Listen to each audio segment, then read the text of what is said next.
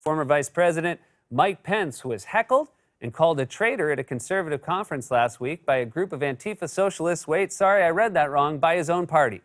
Meanwhile, the GOP's sham election audit in Arizona has taken yet another bizarre turn, with copies of voting data being driven to a mysterious location in Montana. For more on this, it's time for a closer look.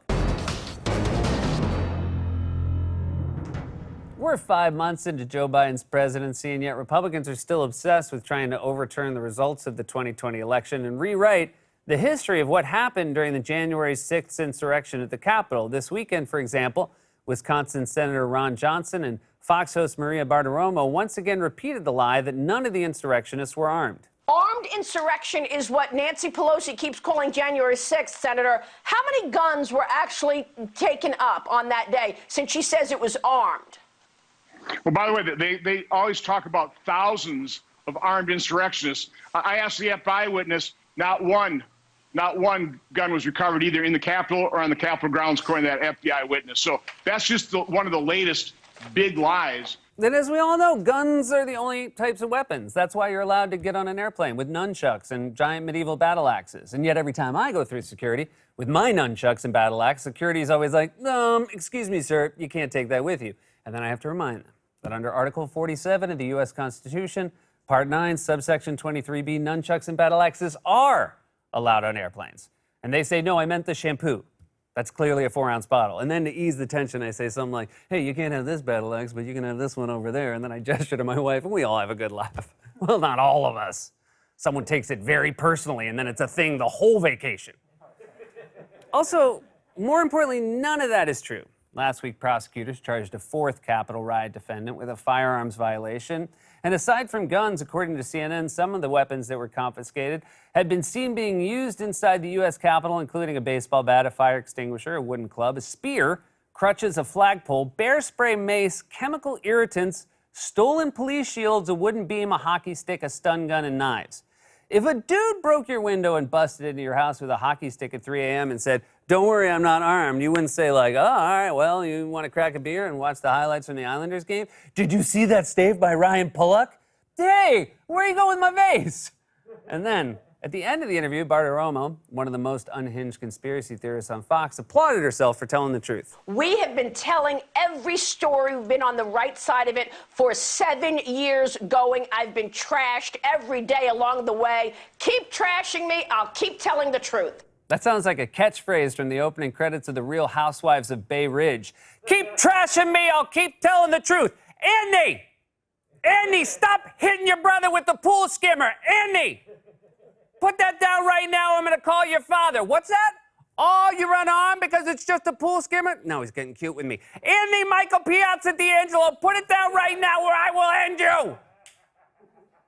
These people have been desperately cycling through one deranged conspiracy theory after another in an attempt to lie about what really happened on January 6th. Some tried to claim it was largely a peaceful protest, no worse than a normal tourist visit, while others suggested that it was actually the FBI and the deep state that secretly orchestrated the whole thing as a false flag operation. And then there were those who blamed so-called fake Trump supporters or Antifa, despite the pro-Trump rioters themselves going online and contradicting that lie. The people who stormed the Capitol had to convince their own brethren on social media that they weren't Antifa, like Ryan Nichols, a Marine veteran charged in the attack who wrote on Facebook, hey, listen up. I hear so many reports of Antifa was storming the Capitol building. Know that every single person who believes that narrative have been duped again. You know what's bad? When even the insurrectionists are fact-checking Republicans, soon anti-vaxxers are going to start tweeting stuff like, listen up, vaccines are safe and effective. I just need attention, and I don't know how to get it legitimately. They can't even get the people they're lying about to go along with the lie. It would be like if OJ got up in court and said, those gloves fit just fine. I was making my hands big on purpose. And then Judge Ito looks to camera and says, juice! I feel like that's what you do. I was younger then. In reality, of course, the insurrection was an attempt to stop the lawful counting of electoral votes and overturn the results to keep Trump in power. In fact, a large faction of GOP officials and voters are still very much committed to the big lie that fueled the riot in the first place. A new poll out today finds that 32% of registered voters believe the lie that Joe Biden won the 2020 election because of voter fraud, including 57% of Republicans. And last week, former Vice President Mike Pence was heckled and called a traitor at the Conservative Faith and Freedom Coalition because he didn't single-handedly overturn the results of the election, which he didn't have the power to do anyway. Pence is the one seen on surveillance video being rushed to safety by the Secret Service on January 6th. Remember, rioters could be heard chanting, "Hang Mike Pence." Trump had accused him of being disloyal for following the Constitution and refusing to overturn the election results. Well, today, Pence spoke to religious conservatives at the Faith and Freedom Coalition conference. And as he tried to speak, boos and cries of traitor rained down from the crowd. It is great to be back with so many patriots. And I want to thank my friend Ralph Reed for those overly generous words. I'm deeply humbled by them. Ralph Reed knows me well enough to know the introduction I prefer is a little bit shorter. I'm a Christian, a conservative, and a Republican, in that order. Man, that's like getting booed throwing out a first pitch at a baseball game in your home state, which also happened to Mike Pence.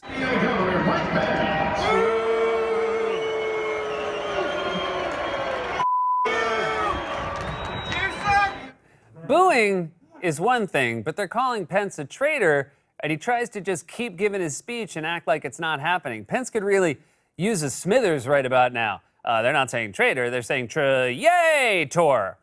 Also, it's a gathering of religious conservatives called the Faith and Freedom Coalition. Pence should be able to walk into that place like Norm walking into Cheers. Mike! What's shaking, Mr. Pence? The knees of the faithless, Woody. If Pence should be popular anywhere, it's there. And yet he's still getting booed. That's like the Kardashians getting booed on E! Did you get Kendall a present? I did. What did you get? Something for her lake house. Oh, nice. And yeah, I'm aware the Kardashians have been moved from E to Hulu. Just because most of my references are from the 70s and 80s doesn't mean I don't know anything about the Kardashians. I know pop culture better than Radar O'Reilly knows the sound of a helicopter. As Mike Pence has now discovered, the core organizing principle of the GOP right now is its fundamental hostility to democracy. And the movement's central belief is the big lie that the 2020 election was stolen. More than half of Republicans said in a recent poll that they still believe election reviews will change the outcome, like the sham audit in Arizona where Republicans have been hunting for, among other things, bamboo fibers to prove that ballots were smuggled in from China and secret watermarks left by Trump that separate the real ballots from the fake ones. They think Trump watermarked ballots when in reality the only thing he's ever watermarked is a desk. I guarantee Trump has never used a coaster in his life, even though coaster was probably his nickname in high school. Hey, coaster, is it true you had someone else take your SATs? All that matters is I got into peen. Do you mean pen? Cicada, cicada.